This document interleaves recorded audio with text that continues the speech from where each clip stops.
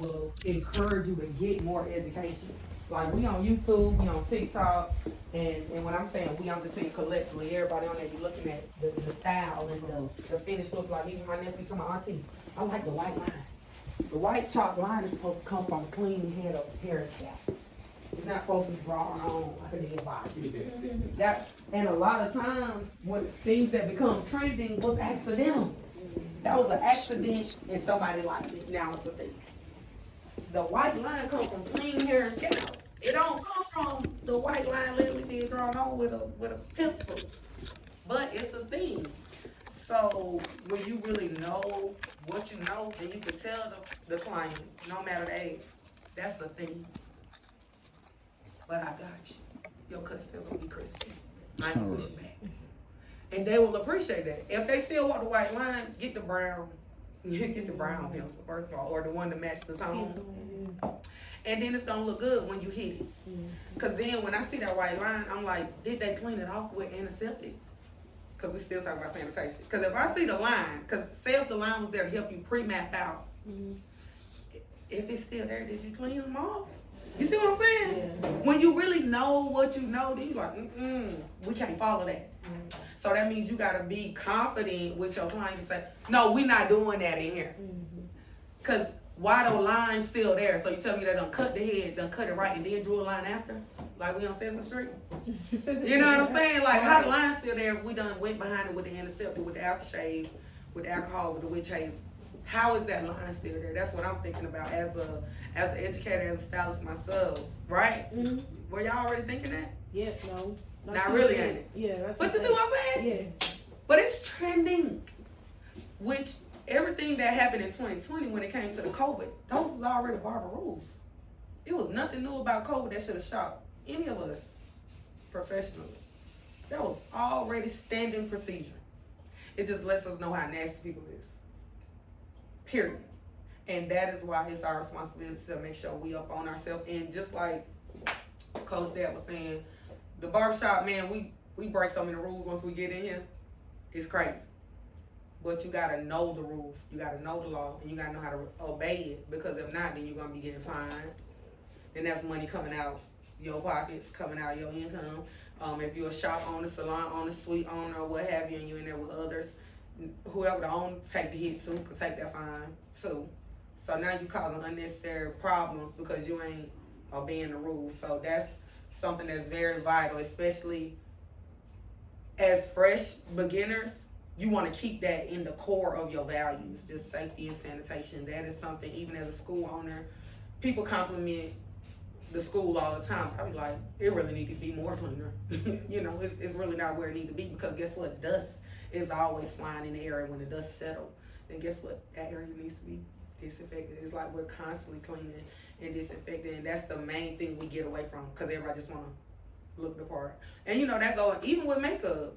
Like, I know one of your questions with makeup, they probably be like, well, how's the brushes really sanitized? Do people ask you that, inquire that? No, not really. They don't really ask. Girl, when you do them classes, oh yeah, you have like students, people are coming and be like, so how is it really clean though? You know, like if you use this, that, and then they see you, cause sometimes I'll be like, did they clean that? Like, hold on, do they got enough for everybody that's here? Yeah, right. You know, is it? Hold on. Look like you use, cause that might be your favorite one. You try to use that again on me, you use that one, and we do, and we will. But that ain't good when you're doing public service. You know what I'm saying? It ain't really good when we do it at home amongst each other, technically, once we learn what we learn. But don't we all do it? We don't share the same comb, share the same brush, share the same whole lot of stuff. And be like, ooh.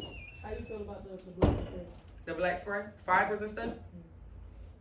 It's good. It's enhancements. I feel like it's a certain way that you need to enhance. Your enhancement should not be identified, just like when we wear our weave. Weave is popular now, right?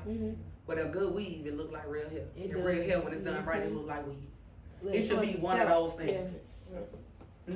With the enhancement, I think it's good, definitely good, but you got a lot of barbers not actually learning the technique of giving a fresh line. Oh, cut. Can you really cut? Because they're using the black spray. I done seen where you push back and then you get sprayed. Mhm. You go take your shower, your line. Now you ain't got nothing. Yeah. Right. So the importance of barbering and proper cutting is knowing how to cut. Once you put that cut in, which I got, y'all could probably end up following me, but I got a husband and wife. They bring their sons. So the older son done got pushed back. He was like, he don't want nobody else to cut his hair but me. So when I cut it, I didn't go into his peaks, his scalp licks, right? And then because I knew the light spots didn't match the crown right up in here, when I hit it with that spray, butter. He liked it. He loved it. Because I did not go deeper into what the last barber did because I knew what I was doing. And it still looked like his. Nobody knew about his weak areas. Because people have hair thinning, and men and women, you know, we have those. So can you conceal my weak area? If you can solve their problem and nobody else know their business, that's what sets you apart from the next chair. And you want to do it undetectable. That's what they love about it. And with the right products, it can hold, you know, the right way, which is not just wiping off immediately, but even telling them how to maintenance their stuff. Men need to know how to keep up with their twists, keep up with their line. If I put this line on you, you know you don't need to really wipe like that for the first 3-4 days, bro. Like, kind of stay down. Like how we do with our faces, bro. Like, you wipe that like it's your scalp. If you want to, the lace gonna roll up. So just knowing how to do that and being confident in that, and then people know how to take care of what we give them, and when we teach them how to take care of, because some people be wanting people to mess up their own hair quick so they can come back to the chair. That was never my goal. No, I want you to like it. I want to do it real good. If it lasts a month, I could care less. Tell somebody else. You know what I'm saying? So that's important too, knowing how to operate in integrity with what you doing. Oh, you about to get ready to Right now, I'm right? prepping these, Okay, names. so the activity gonna be lining up, like practicing lining up. Y'all gonna be paired up, 2 and 2, however y'all wanna do y'all pairs. Oh, or you want to It's do enough pair? for them to just Do they on own? their own, but y'all might need help with Holding holding it. it. We want to kind of, That was gonna be the fun part. yeah, we kind Like of one person can hold, and the other person can do it. Alright, so he's prepping it with the fibers. Can you bring, you wanna stay away? I'll bring it up here.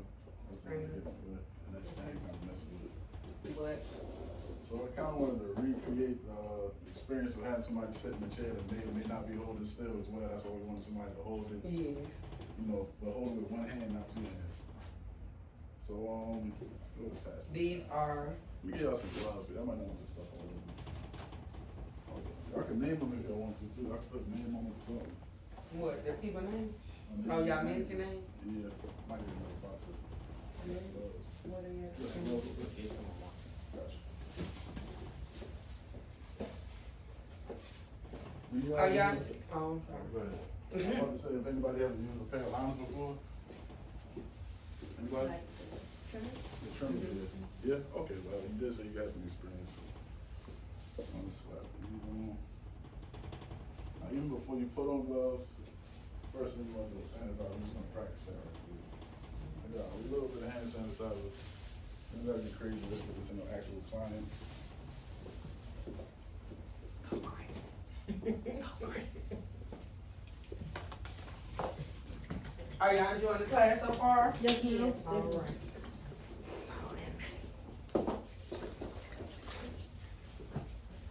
You wanna write a name on the back of the head or something? That's right. She got a neck tattoo over there. Yeah, his name Rodney. Rodney. Rodney. Also, I want y'all to get the idea of how to drape. I think I should go over that a little bit, how to drape, properly drape the client. That's gonna be. I always wanted to know how y'all put the little white thing on your neck and Neck tie 'em strip. up. So that's a neck strip. Neck Can strip. I demonstrate that for you? As far as draping, this is the case, so. Okay. That right there is, it's a main color, so. Oh.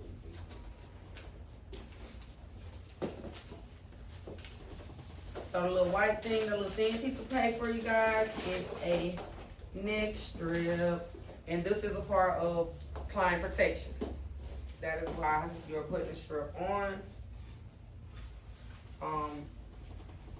per the state board rule, each client should actually have their own cape technically.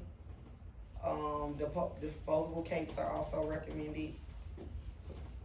And I'm just letting you know, cause I know y'all done seen barbers use cape after same cape after cape after cape. And technically, that's not what we're supposed to technically do, because people be doing all kind of craziness with the cape. Coughing, Dangerous hair, trying to be crying, snoring, everything.